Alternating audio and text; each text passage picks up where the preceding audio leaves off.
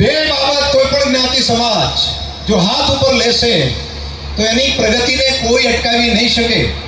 એક જે ગુરુ મહારાજ કહે છે અહીંયા આગળ, વ્યસન છોડો, અને બીજું શિક્ષણને પકડો. આ બે એવા રસ્તા છે કે જેમાં પ્રગતિને કોઈ નહીં અટકાવી શકે. અમે રાજનીતિ કરવાવાળા લોકો કોઈની પ્રગતિ ન કરાવી શકીએ, પરંતુ એકમાત્ર શિક્ષણ એવું છે કે જેના ગરીબના ઘરના ઝૂંપડાની અંદર પણ જો શિક્ષણ પહોંચી ગયું તો એનો બેડો પાર થઈ જવાનો ને થઈ જવાનો. તો શિક્ષણથી જ માણસની દ્રષ્ટિ ખુલે છે. શિક્ષણથી જ આવતીકાલનું ભવિષ્ય પોતે જોઈ શકે છે.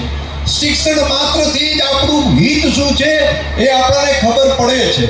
અને શિક્ષણ જ્યાં સુધી નથી મળતું ત્યાં સુધી સત્ય શું છે એ બાબત સમજાતી નથી.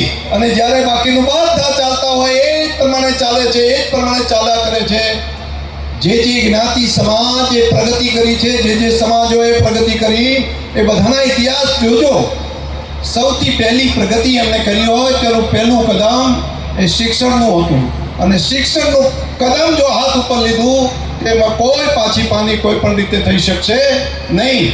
આ વિસ્તારની અંદર નર્મદાનું પાણી પહોંચે એના માટે રાજ્ય સરકારે સ્પેશિયલ 1400 કરોડ રૂપિયા મંજૂર કરી અને 1 વર્ષના સમયગાળાની અંદર તળાવ ભરવા માટેનો ઐતિહાસિક નિર્ણય પણ આપણા